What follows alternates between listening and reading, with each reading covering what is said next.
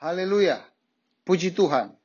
Kita bersyukur, terima kasih kepada Tuhan Yesus Kristus, karena hanya oleh kasih kemurahannya kita boleh ada dalam program Calvary Ministry. Pada saat ini kita akan belajar tentang firman Tuhan yang berkaitan dengan pertobatan. Ada satu pertanyaan dalam kehidupan kita sehari-hari.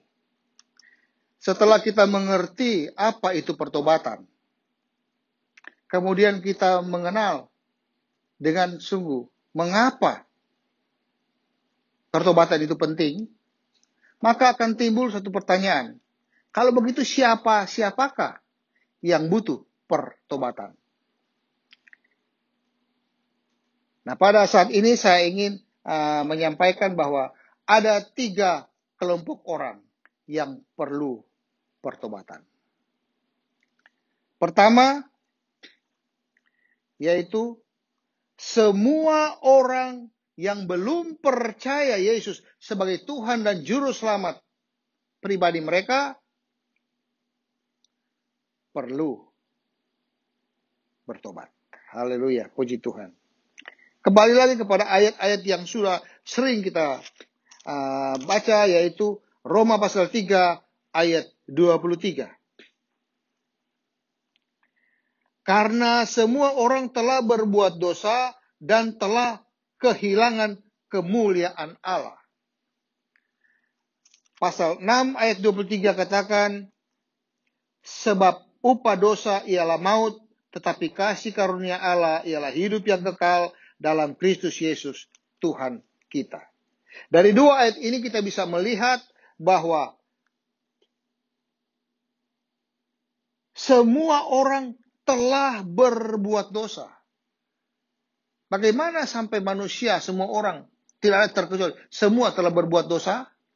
Alkitab katakan bahwa semua orang yang lahir dari keturunan Adam dan Hawa, semua berbuat dosa. Sedangkan ayat 23 pasal 6 katakan, upah dosa ialah maut. Jadi dari sini kita bisa melihat bahwa semua manusia sudah berbuat dosa dan menuju kepada maut. Binasa kekal selama-lamanya. Oleh karena itu, poin pertama di sini, kelompok pertama yang harus menerima pertobatan itu adalah semua orang yang belum percaya kepada Yesus sebagai Tuhan dan Juru Selamat. Kalau pada saat ini, sementara engkau menyaksikan program ini, engkau dengar firman Tuhan ini, dan engkau masuk dalam kategori belum percaya Yesus sebagai Tuhan dan Juru Selamat pribadi, maka engkaulah harus ambil keputusan untuk bertobat. Apa itu bertobat? Bertobat adalah mengambil keputusan di dalam batinnya, lalu diikuti dengan tindakan lahiriah untuk berbalik dari hidup yang lama, hidup yang tidak percaya kepada Yesus. Engkau berbalik, percaya kepada Yesus. Terima kasih karunia Yesus. Haleluya, puji Tuhan. Itu kelompok pertama. Orang yang harus perlu bertobat. Yang kedua, kelompok yang pertama adalah semua orang yang belum percaya kepada Yesus sebagai Tuhan dan Juru Selamat pribadi. Mereka harus bertobat. Poin yang kedua adalah semua orang yang sudah percaya kepada Yesus sebagai Tuhan dan Juru Selamat mereka, tetapi mereka meninggalkan kasih mula-mula. Saja kita buka Wahyu pasal 2. Wahyu pasal 2 ayat 5 berkata begini. Ini surat kepada jemaat di Efesus. Berkata, ayat 5, atau ayat 4 dan 5 mulai. Ayat 4. Namun demikian, aku mencela engkau karena engkau telah meninggalkan kasihmu yang semula. Sebab itu ingatlah betapa dalamnya engkau telah jatuh. Bertobatlah dan lakukanlah lagi apa yang semula engkau lakukan. Jika tidak demikian, aku akan datang kepadamu dan aku akan mengambil kaki dianmu dari tempatnya, jikalau engkau tidak bertobat. Ini adalah berita tentang pertobatan bagi jemaat di Efesus. Siapakah jemaat di Efesus? Jemaat di Efesus, jemaat yang mula-mula yang dirintis oleh Paulus. Dan mereka adalah jemaat yang begitu maju, berkembang. Sehingga mereka kategori sebagai jemaat yang pekerjaannya luar biasa. Jerih payahnya untuk melayani Tuhan luar biasa. Mereka sabar terhadap orang-orang yang jahat. Mereka telah mencobai orang-orang yang menyatakan diri sebagai pelayan Tuhan, bahkan sebagai nabi, sebagai rasul. Mereka itu orang-orang yang tekun. Jadi mereka itu adalah anak-anak Tuhan yang melayani Tuhan dengan luar biasa. Tetapi di mata Tuhan, lain.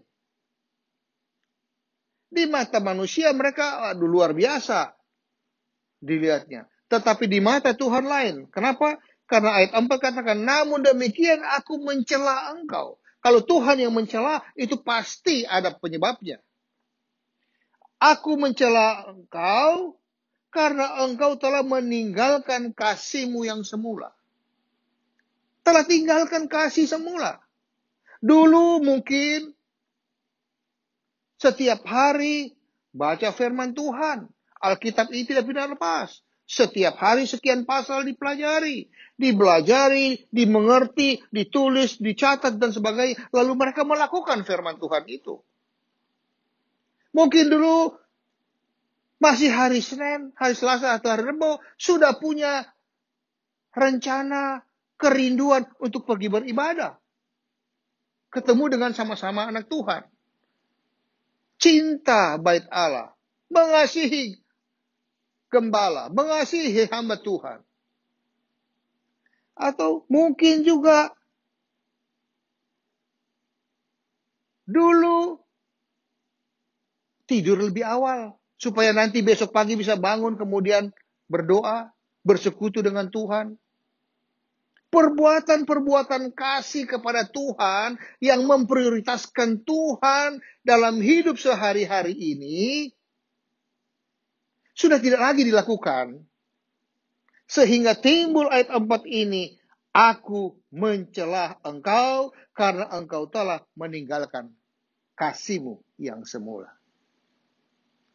Tetapi puji Tuhan, ada berita pertobatan.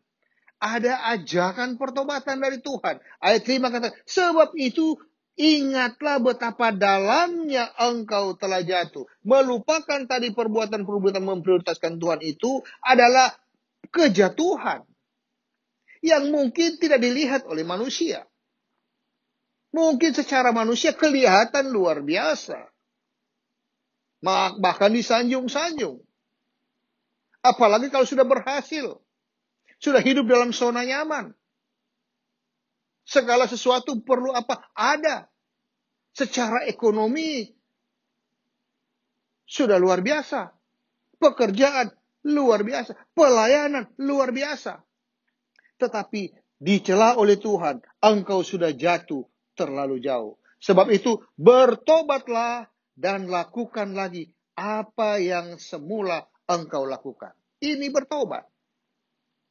Jangan ikuti lagi cara zona nyamanmu ini. Tetapi segera ambil keputusan di dalam batinmu. Dan berbaliklah. Kerjakan lagi apa yang semula engkau lakukan dulu. Kalau tidak, di sini letaknya. Kalau sampai tidak engkau berbalik, tidak ambil keputusan dalam batinmu dan engkau berbalik atau bertobat, maka di sini dikatakan, aku akan datang kepadamu. Tuhan sendiri yang akan datang kepadamu. Dan aku akan mengambil kaki dianmu. Mengambil kaki dian. Apa tuh kaki dian? Kaki dian itu adalah lampu, sumber terang. Itulah roh Tuhan. Makanya ketika Daud berbuat dosa, Daud katakan, Tuhan jangan ambil rohmu daripadaku. Jangan kita sampai kaki dian kita diambil oleh Tuhan. Karena kaki dian ini berbicara tentang terang. Kalau kaki dian kita diambil, maka gereja tidak lagi menjadi terang. Tidak mampu untuk menerangi kegelapan dunia ini. Artinya, kalau kaki dian kita diambil, kita sebagai gereja tidak ada fungsinya. Tidak berfungsi lagi. Percuma kita melayani. Kita buang-buang waktu. Itulah sebabnya ketika engkau mendengar firman Tuhan ini, ketika engkau mendengar ajakan bertobat ini, sesuai dengan firman Tuhan, ambil keputusan di dalam batinmu dan berbaliklah. Lakukan lagi apa yang engkau prioritaskan bagi Tuhan. Kelompok inilah, kelompok kedua yang harus bertobat. Siapa itu? Orang-orang yang sudah percaya Yesus sebagai Tuhan dan Juru Selamat pribadinya. Tetapi meninggalkan kasih-Mu yang mula-mula. Haleluya, puji Tuhan. Poin yang ketiga, siapa yang harus bertobat itu? Pertama, semua orang yang belum percaya kepada Yesus sebagai Tuhan dan Juru Selamat pribadi. Kedua, orang yang sudah percaya Yesus sebagai Tuhan dan Juru Selamat pribadi, tetapi tinggalkan kasih mula-mula. Dan yang ketiga adalah semua orang yang sudah percaya Yesus sebagai Tuhan dan Juru Selamat pribadi, tetapi gagal berbuat yang benar. Gagal berbuat yang benar. Nah, saja kita buka di dalam Yakobus pasal 4. Yakobus pasal 4 berkata begini. 4 ayatnya yang ke Yakobus pasal 4 ayat 16 dan 17. Tetapi sekarang kamu memegahkan diri dalam congkakmu, dan semua kemegahan yang demikian adalah salah. Jadi jika seorang tahu bagaimana ia harus berbuat baik, tetapi ia tidak melakukannya, ia berdosa. Kalau seseorang tahu bagaimana ia harus berbuat baik, tetapi ia tidak melakukannya, dia gagal melakukannya, maka ia berdosa. Jadi jangan sampai kita merasa bahwa, oh saya percaya kepada Yesus, saya pelayanannya maju dan luar biasa, saya ini menjadi orang yang disanjung-sanjung dan sebagainya. Tetapi tidak melakukan apa yang diperintahkan oleh Tuhan. Tuhan sudah sampaikan kepada kita melalui firman Tuhan bahwa yang namanya amanat agung, yaitu kabarkan Injil, keselamatan bagi semua orang.